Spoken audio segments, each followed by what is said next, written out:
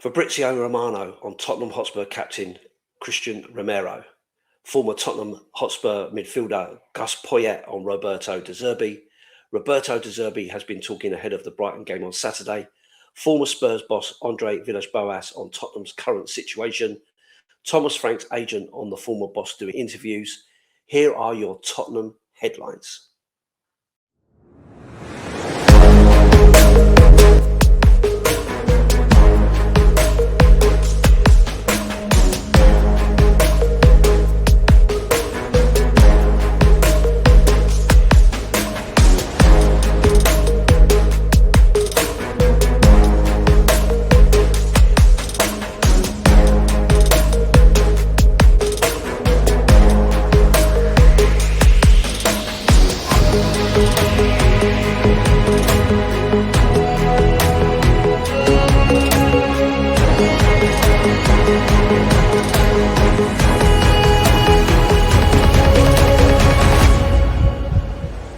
Welcome back to the channel. My name is Lee and this is your Tottenham Daily Headlines. If you're new here, please subscribe to the channel, like, share and comment in the comment section below. If you're listening on audio platforms, please hit the follow button and leave a review if you can. So going straight into the headlines today, Italian journalist and transfer expert Fabrizio Romano on Tottenham Hotspur captain Christian Romero. What I can tell you is that there is a feeling around all people involved in the story, on the players' side and then on the club side. It is probably going to be time for QT Romero to leave in the summer transfer window. We know it's always difficult to negotiate with Tottenham, especially when it's about top players. They are tough, and so obviously let's see who is prepared to pay what Tottenham want. From what I understand, there is no release clause. In paper, in the contract, QT Romero, it was just a gentleman's agreement, but with the previous chairman, Daniel Levy. But now there is no release clause to be activated. The price is up to Tottenham. It's Tottenham deciding, so we have to see how the negotiations will be. There is an interest from Europe and also from abroad, for sure. There is a lot of interest in Romero, and the expectation of those around the player and the club is that something will happen in the summer. But again, it depends on the price. Former midfielder Gus Poyet on Roberto De Zerbi. I really like the appointment. The only thing I was thinking was, okay, how is he going to set up his way of playing football in such a short period of time? Then I listened to him in an interview and they asked him this question, and he was very clever and intelligent as a coach and as a person, saying basics first. You're going to see a De Zerbi team next year. Now you're going to see a little bit of basics. I tell you now, belief is most important, because you know that when you are down there, luck is not coming your way. You see the goal against Sunderland the other day. It's typical of a team that's fighting every day. So it's a matter of mental belief and getting that first result, that win, like Roberto said. Spurs boss Roberto De Zerbi has been talking ahead of the Brighton game on Saturday. He said, "We have the quality enough to win the game. And when we go to win a game, we can change everything." Former Spurs boss Andre Villas-Boas on Tottenham's current situation. He said, "It's a real shock. In 8 years, you have totally different methods, totally different ways of thinking, totally different ways of implementing philosophies. And probably this has led to the instability right now, which adds to the pressure of being in the relegation zone. The pressure is second to none. There are clubs and players that have experience in being in those places, and they can save themselves all the time. But there are other ones like Tottenham, which can find it difficult. It's really, really hard to see. 8 managers in 5 years doesn't help, because all of them are very, very different to one another. Different methods, different way of selecting players. So this all leads to instability as well. What we have done at Porto, for example, when we found instability in the first year, we found stability right now in this year. We opted to renew our manager, not only because of results, but because of the relationship he has with the structure. Structure meaning scouting teams and youth level teams in a way that promotes youth coming through as well. So we believe in stability going into the future.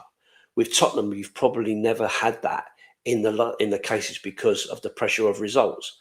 But they have changed managers, they have changed leading structures, they have also changed sporting directors as well, from Franco to Fabio Paratici to the current sporting director, Johan Langer. De Zerbi has to deliver results It's a long-term contract anyway, so probably they have found out that those things I have mentioned here about stability, De Zerbi will be able to deliver them in the future. And eventually, if they go down, they can come back up because they have the infrastructure and the quality of the players and the resources to do it. Spurs star Rodrigo Bentancur has returned to full training at Hotspur Way. The 28-year-old Uruguayan midfielder has not featured for Tottenham since damaging his hamstring away at Bournemouth on the 7th of January. Also in attendance was James Maddison as he starts to step up his rehabilitation. It's a huge weekend of Premier League football coming up as Spurs are at home against Brighton on Saturday at 5:30 p.m. At the Tottenham Hotspur Stadium. A win for Tottenham could take them out of the bottom three. 5 games on Saturday: Brentford versus Fulham, Leeds versus Wolves, Newcastle versus Bournemouth, Spurs versus Brighton, and Chelsea versus Manchester United. 4 games take place on Sunday: Aston Villa versus Sunderland, Everton versus Liverpool, Forest take on Burnley, and Man City host Arsenal. 1 game on Monday night: Crystal Palace take on West Ham United. Finally, Thomas Frank's agent Alan back on the formal Spurs boss doing interviews and talking about his time at Tottenham.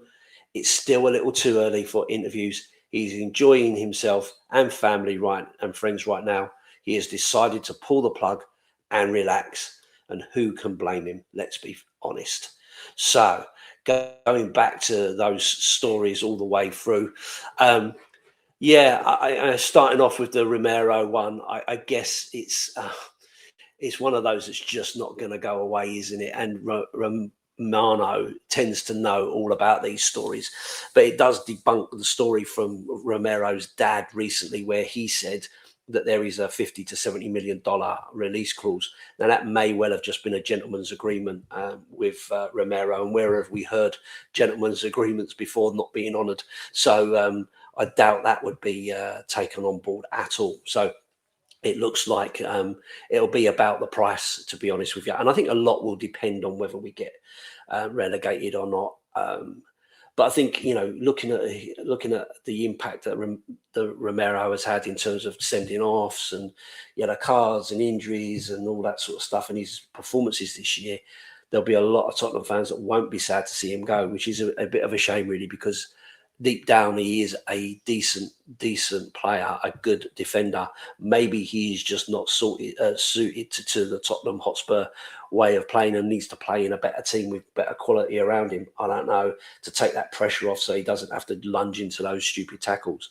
Although I do believe that Romero is targeted. I think he's given himself a name, and I think referees and pundits look out for him. There's so many examples of Romero-esque tackles, not getting yellow cards, not getting bookings and sending offs and so on. So you should always do the Romero test, in my view. If Romero would go off for that, then it's a red card for that player. If he would get a yellow card, it's a yellow card for that player. That doesn't always seem to happen, but I'm just a bit of Tottenham fan, aren't I? Gus Poyet on what Roberto De Zerbi said.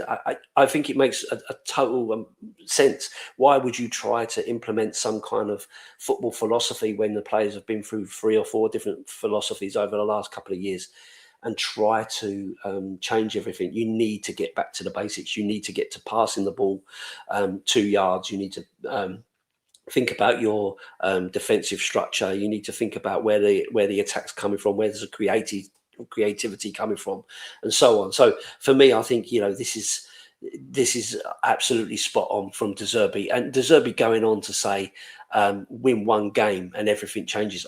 I genuinely think that is true. Win a game, break that duck. The Tottenham players then get some energy, and they get some confidence from that, and they can kind of then push on and go from there. This could be the tipping point. This game here could be the tipping point. Brighton are in good form. They're a good team. But De Zerbi has been there. He knows the club. He knows their structure and so on. So hopefully he can turn it around and get us much needed win. Talking about Andre Villas-Boas and what he said, again, I wasn't a fan of his as a manager at Tottenham personally. But I think what he's saying here is so true. It's something that Spurs have been crying out for a very long time in terms of stability, trying to create that stability where, you know, your youth teams, your under 21s are playing the same style as the first team, so the players can move between one and the other. Your scouting needs to be set up for the type of football that you're trying to play, for the type of manager that you've got. You can't keep going from pragmatic to expansive to fluctuating football to, you know, you've got to have an identity, stick with that identity, and the coaches you bring in have to have that same identity that are going to take you through, and your youth needs to be promoted into that. There's no point having youth teams and youth players buying up all the best youth players around and them never progressing into the first team, or just going out and being picked up by everybody else as loan players, and never actually making it with your team, you know. So I think he's absolutely right there. You've got to have stability in the sporting director, stability in the manager, the type of manager, stability in the leadership at the top, you know, and all your scouting and youth and all that needs to be aligned to that vision and kind of move on from there, because I just we're just all over the place, and all the while you're creating that problem, you're never going to see anything different. So good news in the fact that Bentancur is back in full training, and hopefully should be able to start making some appearances. He has been one of the stronger midfield players that we've had alongside Polinia, although I did feel that he has been rather defensive in his way, rather than the Bentancur that we saw before his big injury. I'd like to see him get back to that kind of thing, and give us that. But if it gives De Zerbi a little bit more depth in that midfield, then that can only be a good thing. So good news about that. And of course, good to see that James Maddison is in there as well, increasing his rehab. Maybe he may get back to the last game of the season, which would be fantastic, and a milestone for him to really kind of get over that massive injury that he's had. Big games this weekend, so the ones I'm kind of looking out: Leeds versus Wolves. Really would, I guess, either a draw would be a great result there, because Leeds then can't increase their points tally against us too much, and keeps Wolves down there and stops them getting any kind of confidence going into a game with us. That's one I kind of keep an eye out on. Forest and Burnley, very similar. I don't really want either of those to win, although Burnley we've already played, so don't need to worry about them too much. But if they could beat Forest, that would do us a huge favour for sure. And Palace versus West Ham, need Palace to turn up and win that, don't we, really? But West Ham are in, you know, they're gaining something. They're gaining some momentum, I think. So, yeah, that's a big worry. And of course, as a Tottenham fan, you can't take your eye away from Manchester City versus Arsenal, can you? As much as it pains me to be even interested in what's going on across the way, but it would be funny if Manchester City can cut that lead down to 3 points at this point in the league and really put that pressure on. It would just be a little bit funny. But yeah, and finally the comments from Thomas Frank's agent.